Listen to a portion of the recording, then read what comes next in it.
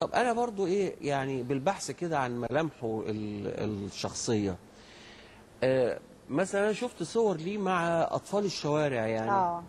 ايه الحكايه دي يعني؟ لا هو مع الحيوانات والاطفال والحصى اللي في الشارع. يعني عايزه اقول لك انه في يوم من الايام طلع لوالده بس كان صغير قوي يعني. ايوه وهو طفل لسه صغير، وطفل صغير جدا يعني. فطالع شايل حصى، فجدي بيقول له ايه ده؟ بيقول له الدنيا تلج تحت، الحصى بردان، الزلط الحجاره دي كلها بردان. فهو كان جدا حنين جدا، عايز يدفي الحصى من البرد يعني. فواخده معاه يعني كان على طول في بيتنا حيوانات، يعني كلاب مثلا لازم كان يحب الكلاب جدا. يمشي في الشارع اي طفل صغير يطبطب عليه، بالذات لو راح حته مثلا يعني شعبيه. ده كده ده حول القاعده خالص بتاعت فاقد الشيء لا يعطيه، خلاها فاقد الشيء يعطيه بالزياده جداً قوي جدا. يعني افتقد الحنان ولكنه اعطى الدنيا كلها، او حاول يدي كل الكائنات. كل اللي في جيبه ممكن، كل اللي في جيبه، كل اللي في جيبه ممكن. هو كان عنده واخد شهاده الثقافه اللي هي يعني حاجه تقارب للي احنا بنقول عليه الثانويه العامه. كان له عمل اخر غير كتابه الاغاني؟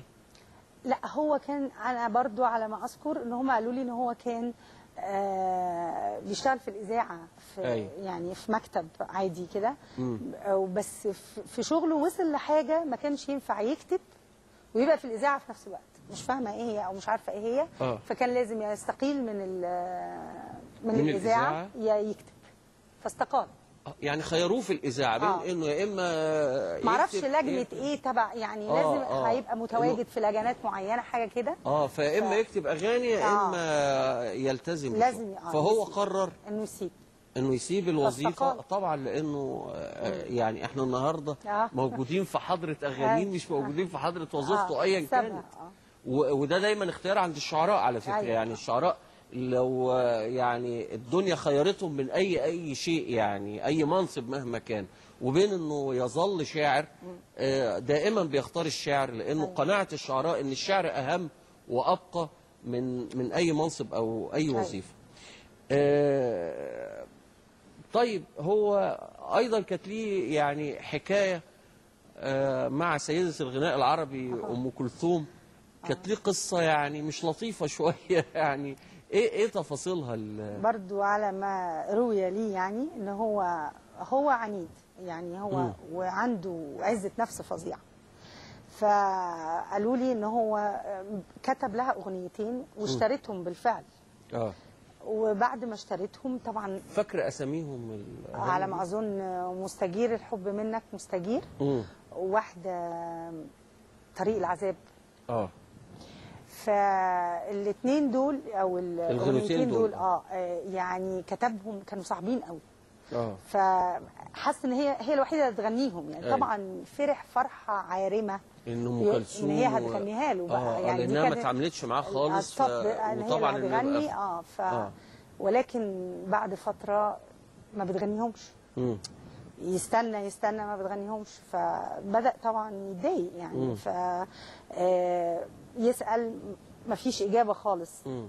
كل ده هو صابر بصراحة لغاية ما لقى في مقاطع من الأغاني دي بتنزل في أغانيها هي، في أغاني أخرى بأسماء شعراء آخرين. فراح نشرهم. هي كانت منعاه من النشر.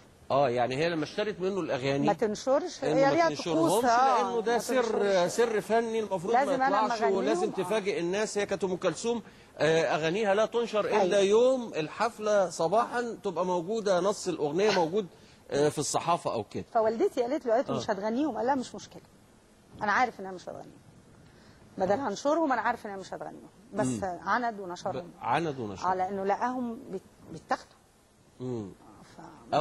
أو معاني منهم بتؤخذ في أغاني ثانية. والله أنا برضو عشان ما أجزمش، أنا ما أعرفش. أنا اللي اتقال إنك لا في سطور بتتاخد منه. هل ده حقيقة أو لا ما أعرفش. طيب هل يعني في أوراق علي مهدي أنت عندك بعض أوراقه أكيد؟ بس حاجات بسيطة يعني اللي هي درافت يعني، حاجات كده شخبطه المبدئيه للكتاب دي. انما ما فيش نصوص مكتوبه لا باكملها. لا لا لا. لما تسمعي كل اطباء القلب قالوا لي يعني بتحسي بايه؟ يعني واحد يعني احساسه راقي مش عارفه اقول، يعني بحس ان انا احيانا وانا بسمع اي اغنيه له بتعب له، يعني بحس قد ايه هو كان بيتعذب وهو بيكتب الكلام ده. بيتعذب لانه كلمه يعني العذاب والمرار يعني زي ما سمعناها فوق الشوك موجوده بنصها، لما بيقول ليه ما يدوبش القلب التايه ليل ونهار، ليه ما يدوبش وكل حياته عذاب ومرار.